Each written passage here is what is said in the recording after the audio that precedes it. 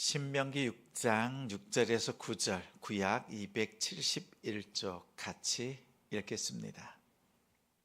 오늘 내가 내게 명하는 이 말씀을 너는 마음에 새기고 내 자녀에게 부지런히 가르치며 집에 앉았을 때에든지 길을 갈 때에든지 누워 있을 때에든지 일어날 때에든지 이 말씀을 강론할 것이며 너는 또 그것을 내 손목에 매어 기호를 삼으며 내 미간에 붙여 표로 삼고 또 내 집 문설주와 바깥문에 기록할지니라.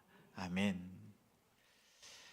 마음문에 말씀을 바르라, 마음문에 말씀을 바르라 라는 제목으로 말씀 전합니다.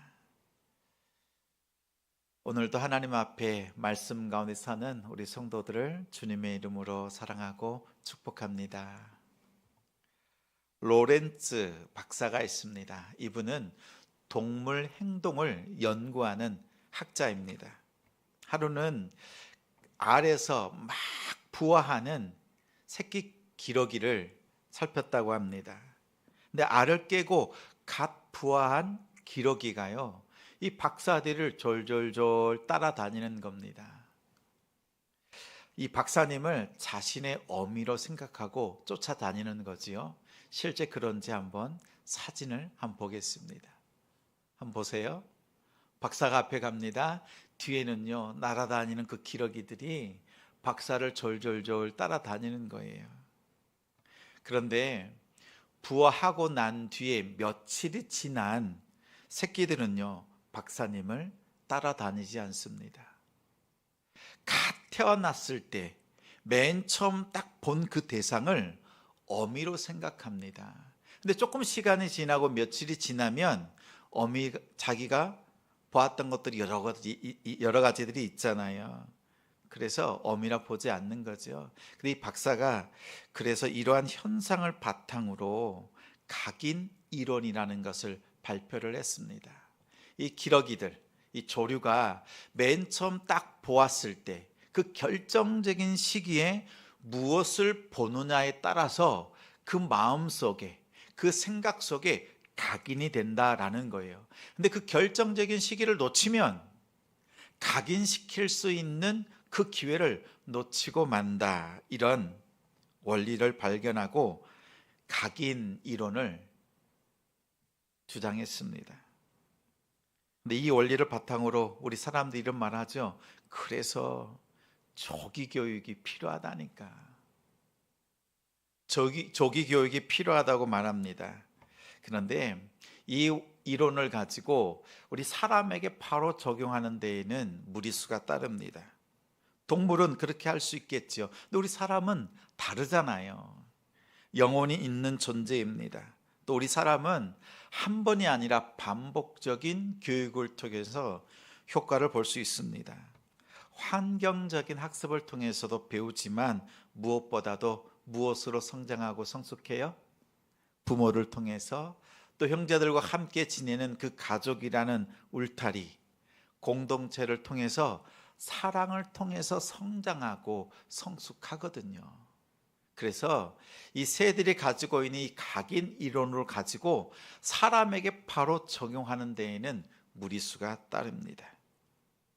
우리는 하나님의 형상을 닮은, 하나님의 형상을 가지고 있는 존재입니다. 그런 면에서 모세, 오늘 말씀을 전해주는 모세는 신앙 교육학의 박사입니다. 저는 이렇게 부르고 싶어요. 가장 중요한 때에 하나님께서 주시는 그 말씀을 백성들의 마음에 딱 각인할 수 있도록 그 말씀을 가르쳐 줍니다. 하나님께서 이스라엘 백성들에게 주신 첫 번째 주신 계명이 무엇이지요? 십계명이지요. 근데 이 십계명을 두 번이나 반복해서 가르칩니다. 먼저는 출애굽기 20장 말씀에서, 또 두 번째는 오늘 6장 말씀이잖아요. 바로 앞에 있는 신명기 5장에서 두 번 십계명을 언급합니다. 똑같이 언급하면서 그 말씀을 마음에 새겨줍니다. 가만 보십시오. 출애굽기 20장은 어떤 때예요? 이스라엘 백성들이 애굽으로부터 탈출했습니다. 갓 탈출했을 때 정말 우리 광야 40년을 지내야 되는데 우리가 어떠한 마음, 어떠한 말씀으로 살아야 되는가, 이것을 가르쳐 준 것이 출애굽기 20장의 십계명이었어요. 또 신명기는 어떤 때예요? 이제 광야 40년의 생활이 다 끝났습니다. 이제는 어떻게 해요?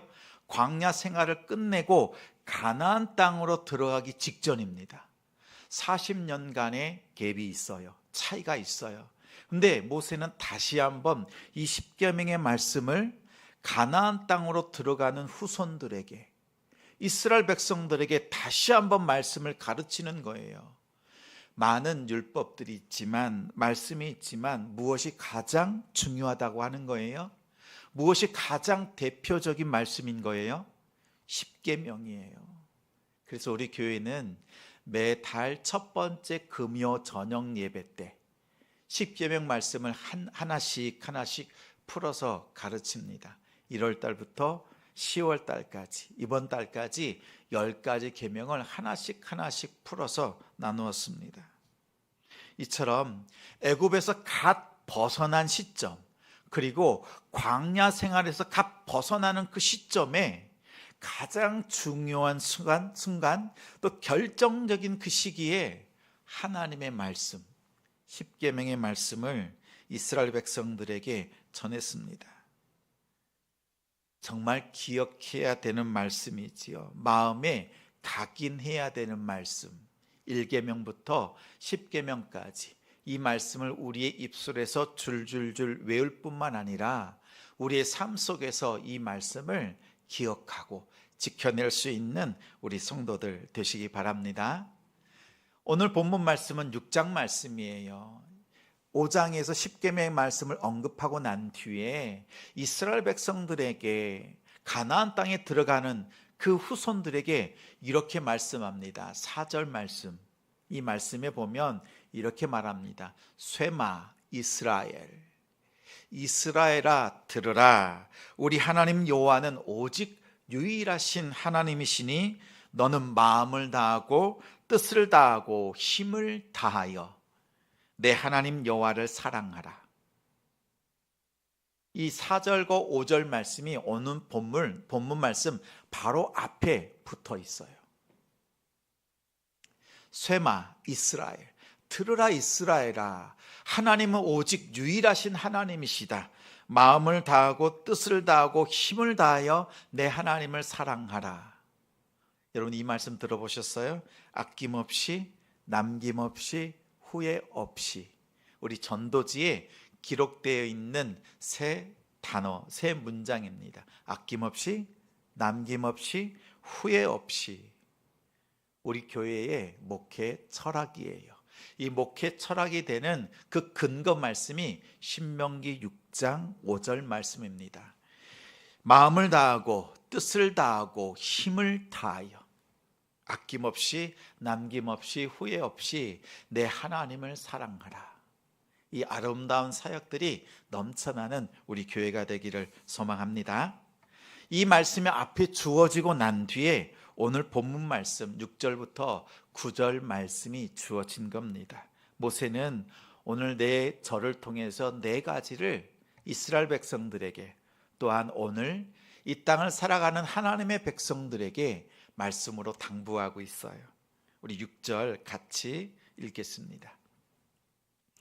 오늘 내가 내게 명하는 이 말씀을 너는 마음에 새기고, 오늘 보니까 5장에 있는 십계명뿐만 아니라 마음을 다하고 힘을 다하고 뜻을 다하여 하나님을 사랑하라고 하는 그 말씀을 어디에 새기라고 합니까?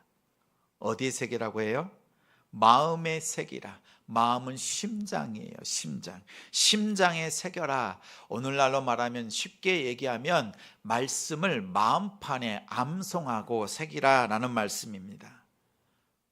말씀을 도장에 새기는 것처럼 마음판에 새기라는 거예요. 십계명은 어디에 새겼습니까? 하나님께서 모세에게 두 돌판을 주셨잖아요. 그래서 그 두 돌판에 새겼어요. 근데 오늘 성령은 어디에 말씀을 새겨주시죠? 우리의 마음판에. 딱딱한 마음들을 도려내고 우리의 마음의 부드러운 마음, 그리스도의 심장을 우리에게 이식시키셔서 그 마음을 가지고 살아갈 수 있도록 성령 하나님께서 우리로 하여금 거듭나게 하시는 것을 말합니다. 그 말씀을 가지고 사는 우리가 되기를 소망합니다. 제가 육치부 사역을 4년 했어요. 4년 하면서 아이들의 표정을 가만히 봅니다. 그러면 아이들의 표정이 밝잖아요. 또 말하는 것도 보면 밝게 얘기하는 아이들이 있어요. 그러면 여지없이 부모의 표정도 밝고 가정 분위기가 너무 좋아요. 근데 그렇지 않은 아이들도 있지요. 제가 성도들의 얼굴을 보면 가만히 보면 밝을 때도 있고 그렇지 않을 때도 있고 숨길 수 있을 것 같지만 가만히 보면 보여요. 이제 목사님 보기 힘들겠네. 근데 아이들 보니까요, 아이들이 조금 어눌하기도 하고 때로는 표정도 어둡고 이러잖아요. 그러면 선생님들에게 더 관심을 갖도록 무슨 일이 있는지, 가정에 어려움이 있는지, 아이들이 양육하고 커가는데 또한 돌볼 일들이 있는지 살피도록 해요. 그러면 신방을 잡습니다. 가서 부모님을 만나고 말씀으로 위로하고 또 세워져 갔어요. 4년 동안 그렇게 사역을 했었거든요. 그때가 늘 생각이 나요. 근데 이 아이들을 보면 그 표정 속에서 가정이 드러나요. 우리의 삶 속에도요, 우리 성도들의 얼굴 속에 말씀으로 살아내고 또 힘있게 주일에 예배 드리러 예배 시간마다 올라올 때 힘있게 나오잖아요. 그럼 저도 힘이 나요. 때로는 힘들고 어려울 때 있지요. 그러면요, 마음속으로 기도합니다. 성령 하나님 도와주십시오. 성령 하나님 역사해 주십시오. 이렇게 기도합니다. 자, 우리의 모습을 통해서요, 오늘 보면 말씀에 너는 마음을 새겨라 이렇게 말씀했잖아요. 여기서 너는 누굴까요? 부모 세대. 이제 이 광야 생활이 끝났고 이제는 가나안 땅에 들어가서 정복해야 되는 처절한 싸움을 해야 되는 그 부모 세대예요. 그래서 정복하고 난 뒤에 그 땅을 하나님의 나라로 일궈야 되는 세대예요. 이 부모 세대잖아요. 이 부모 세대가 들어가서 어떻게 해야 되는가라는 거예요. 오늘 우리에게 주어지는 말씀이지요. 가정을 책임지고 있는, 우리 자녀들을 양육하고 가르치는 일에 힘쓰고 있는 여러분을 향해서, 부모 세대를 향해서 말씀하시는 거예요. 너는 마음에 새겨라. 무엇을요? 하나님의 말씀을. 신명기 5장에 있는 십계명의 말씀을, 그 말씀을 가지고 가나안 땅으로 들어가라. 근데 마음판에 새기라고 하는 거예요. 그리고 삶을 통해서 자녀들을 양육하고 가르치는 겁니다. 우리 부모가 어떻게 기도하느냐에 따라서 자녀들이 똑같이 기도하는 거 아시지요? 부모의 기도하는 그 두 손 모으는 그 모습 그대로 자녀들이 따라합니다. 자녀들이 믿음 가운데서 자랄 수 있도록 우리 부모가 앞장서야 합니다. 아이들이 공부하는 것 어디서 공부해요? 학교에서 공부하죠. 또 학원에 많이 보내잖아요. 학원에서 공부합니다. 그래서 생각해요. 아이들 공부하는 것은 학교의 책임이 있고 학원의 책임이 있다 생각하지만 근본적인 책임은 누구에게 있어요? 부모에게 있어요. 학교가 잘못 가르치거나 학원이 잘못 가르쳐 주는 것에 푸념할 것이 아니라 그 부모가 자녀가 어떻게 배우고 있는지를 살피면서 잘 배울 수 있도록 해야 되는 역할, 그 몫이 부모에게 있습니다. 신앙 교육도 마찬가지입니다. 교회에서 우리 교육자들이 또 선생님들이 마음을 다해서 말씀을 가르치고 기도로 본을 보입니다. 이 역할도 너무 중요하지만 일주일 동안 몇 시간이에요? 교회 와서 예배 드리는 시간? 1시간이에요. 이 1시간을 통해서도 우리 자녀들이 세상에 나가서 변화된 삶을 살아요. 그런데 부모가 함께 동력하면서 가정에서 수많은 시간들을 말씀과 기도로 가르친다면 그 효과는 엄청날 겁니다. 우리 부모의 역할이 너무나 중요합니다.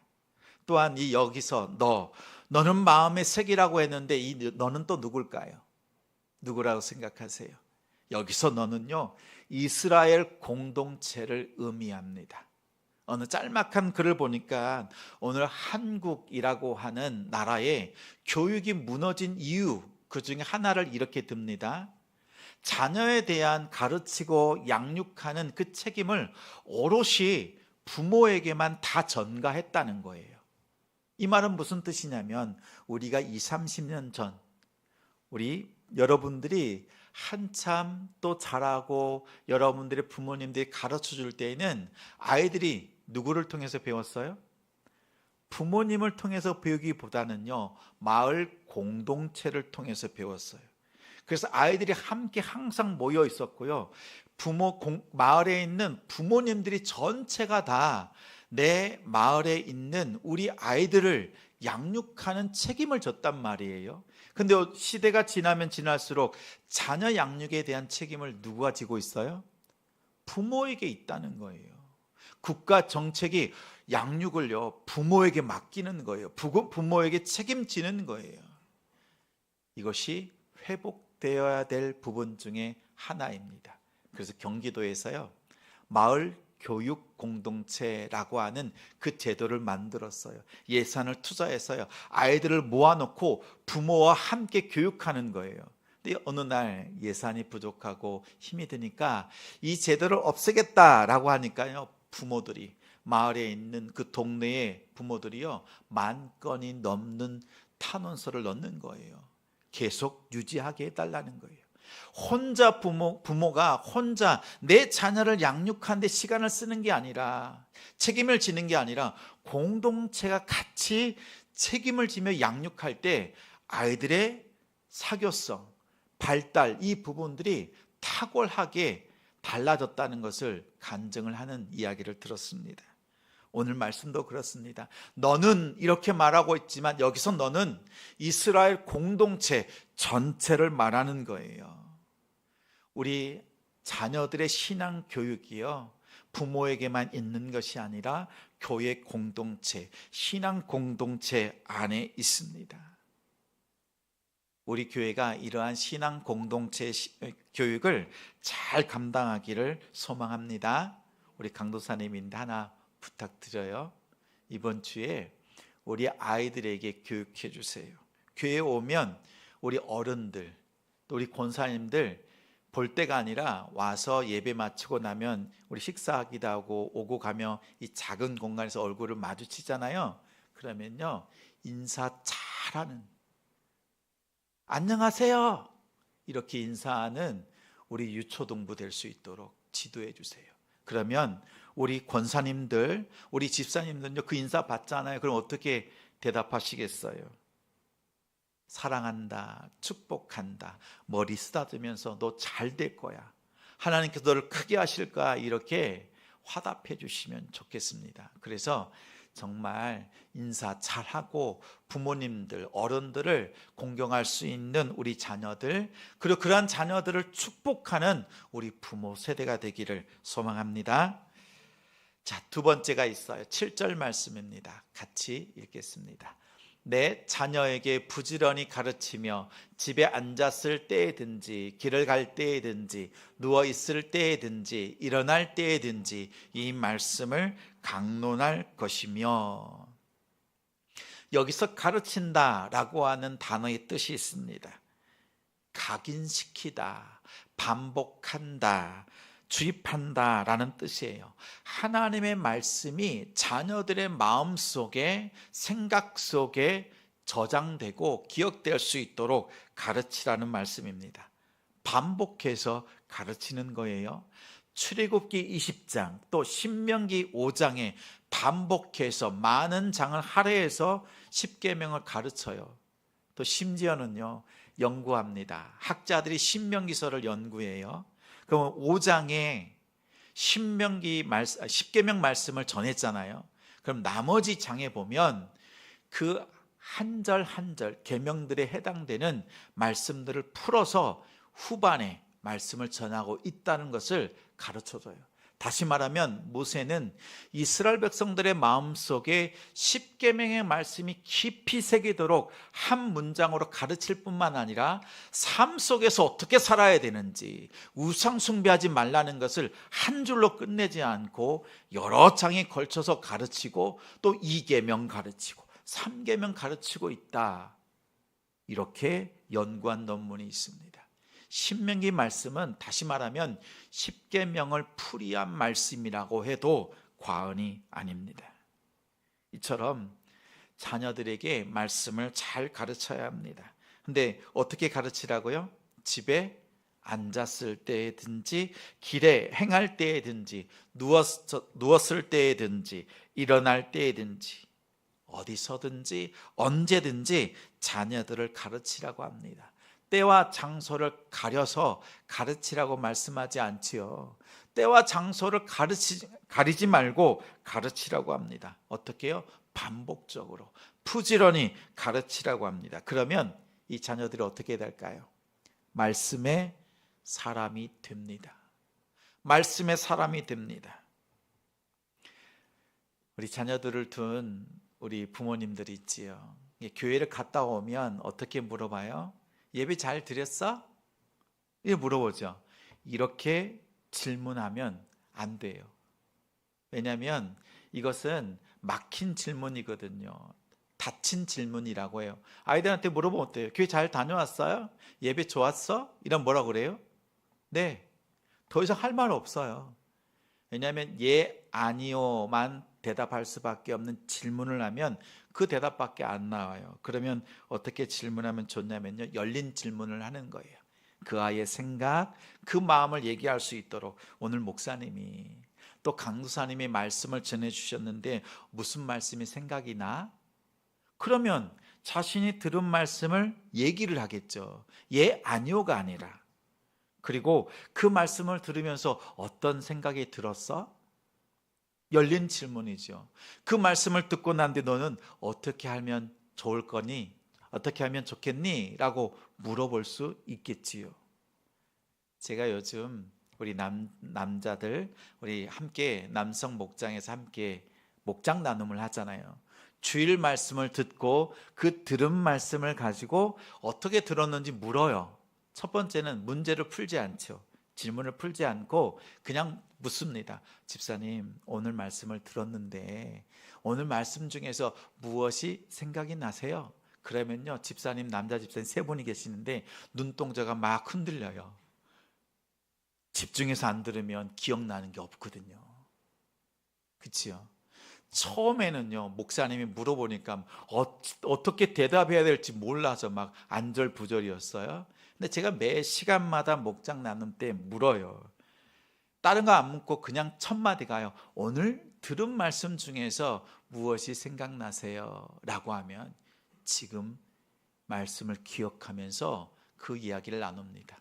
그리고 그 들은 말씀을 가지고 생활 속에서 어떻게 해야 되는지 이렇게 나눔이 조금씩 나아지고 있어요. 닫힌 질문이 아니라 열린 질문을 할 때 생각과 마음을 나눌 수가 있습니다. 그렇게 자녀들에게 물어보십시오. 그리고 반복적으로 가르쳐 주시기 바랍니다. 그러면 정말 말씀의 사람이 됩니다. 어떨 때 하라고요? 집에 앉았을 때든지 길에 갈 때든지 누워 있을 때든지 일어날 때든지 언제든지 말씀을 가르치고 강론하는 자녀들을 가르치는 우리 부모님들이 되어주시기를 당부드립니다. 세 번째가 있습니다. 8절 말씀 같이 읽겠습니다. 시작. 너는 미간에 붙여 표로 삼고. 이 말씀은 말씀을 접할 수 있는 환경을 잘 만들어 주라는 뜻입니다. 저희 아이가 의도치 않게 한자를 어렸을 때 2살, 3살 이때 한자를 배운 적이 있어요. 그냥 만화로 된 만화 천자문이라고 하는 아이들 옛날 책이 있어요. 만화책이 있습니다. 그러면 한 권에 이 한자가 10개나 15개쯤 들어있는 것 같아요. 그러면 이 한자를 만화를 통해서 배우는 거예요. 그럼 아침에 일찍 일어나면 이 아이가 소파에 앉아 있어요. 뭘 봐요? 만화책을 봐요. 그래서 한자를 익히는 거예요. 근데 그 당시에 할아버지하고 한자 배틀을 했습니다. 이 아이가 이겼어요. 몇 권에 어떤 글자가 나온다 이것까지 맞추는 거였습니다. 그리고요, 엄마가 성경을 가르쳐요. 성경 이야기를 가르치는데 엄마 나 그거 알아요. 아니 그 전에 가르친 적이 없는데 알고 있는 거예요. 그랬더니 가만히 보니까 만화로 된 성경 있잖아요. 만화책. 이것을 사놨거든요. 애가 그걸 봤던 것 같아요. 그래서 엄마 내 만화책에서 성경 이야기를 들어서 알고 있어. 이 이야기를 하는 거죠. 자, 보십시오. 우리가 이렇게 만화책만 펼쳐놔도 한자를 배우고 성경을 배웁니다. 아이들이 부모를 통해서 우리 가정 속에서 말씀을 접하고 또 기도할 수 있는, 또 부모님들이 기도하는 모습을 통해서 배울 수 있도록 그 환경을 만들어 주시는 것이 너무나 중요합니다. 가장 중요한 건 뭐예요? 어떤 환경이에요? 부모가 뒷모습으로 자녀를 가르치는 거예요. 앞에서는 말로 가르치잖아요. 뒷모습으로는 어떻게 가르쳐요? 기도하는 모습으로. 부모가 성경을 펼쳐서 읽고 있는 그 모습으로 가르치는 거예요. 그냥 성경 읽어라 이러면 귀에 안 들어와요. 그런데 엄마가 어느 날 기도하고 있어요. 엄마가 어느 날 보니까 말씀을 보고 있어요. 이걸 보면요, 아이들이 학습이 돼요. 아, 나도 기도해야지. 나도 말씀 봐야지. 나도 큐티해야 되지. 그래서 말씀을 접할 수 있는 그 환경을 지속적으로 노출시켜 주는 것이 중요합니다. 우리 교회 권사님의 간증이에요. 어느 날 이제 아이들이 다 장성했는데 이런 말을 하더래요. 엄마, 근데 요즘 왜 엄마의 기도 소리가 안 들려? 권사님이 깜짝 놀라셨대요. 어렸을 때요, 항상 엄마가 기도하고 말씀 보던 그 모습이 보이지 않다고 장성해서 이 아이가 얘기하는데 이제 다 컸는데요, 그 얘기를 하더라는 거예요. 그러면서 목사님, 야, 어렸을 때 내가 기도하고 또한 말씀 보던 것이 이 아이들 장성했는데 그 마음에 새겨져 있는 것을 보고 놀랐고 이제 다시 기도해야 되겠습니다. 다시 말씀 앞에 서야 되겠습니다. 이런 즐거운 고백을 나누었습니다. 우리가 자녀들에게 가정의 그 분위기를 말씀과 기도로 채워가는 우리 부모님들 되시기 바랍니다. 말씀에 자주 노출되게 하십시오.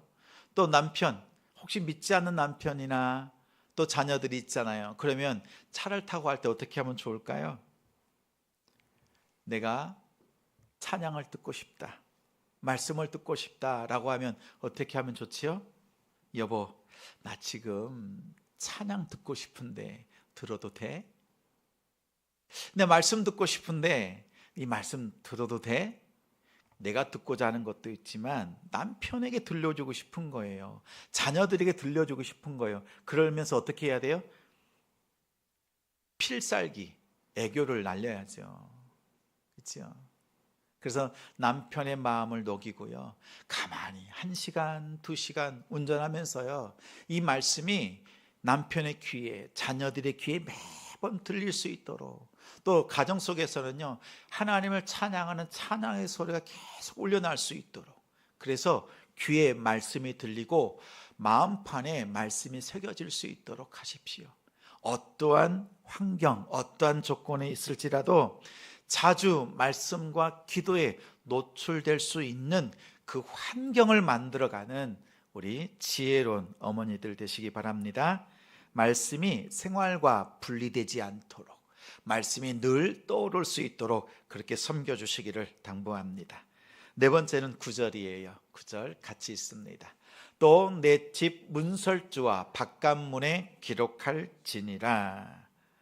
문설주 하면 무엇이 딱 생각나십니까?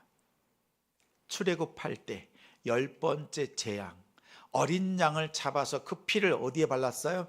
문설주에 발랐어요. 제일 중요한 말씀이에요. 말씀을 잘 알지만 그 말씀이 인격적으로 믿어지는 것. 그래서 그 여러분의 자녀들의 마음속에, 여러분의 마음판에 그 마음문이 있잖아요. 그 마음문 위에 말씀이, 그리스도의 피가 발려져 있는 것처럼 말씀이 선명하게 새겨져 있는 우리 부모님들, 자녀들이 되기를 소망합니다. 정말 말씀이 생각나고 구원의 확신이 있는가 살펴보십시오. 언젠가 우리 성도들에게 설교 시간에 말한 적이 있어요. 고백했지요. 제가 제 자녀들 어렸을 때 4학년, 6학년쯤 되었을 때 아이들이 구원의 확신이 있는가 점검을 했더니요, 꽈락입니다.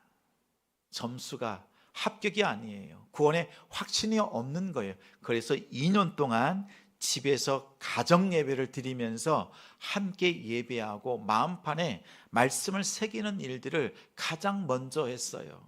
제가 가장 두려워하는 게 뭐라 그랬어요? 성도들이 구원받고 말씀 가운데 변화되는데 정작 내 자녀가 구원의 확신이 없고 말씀 속에서 변화되지 않는 것, 이것이 제일 두려운 거예요.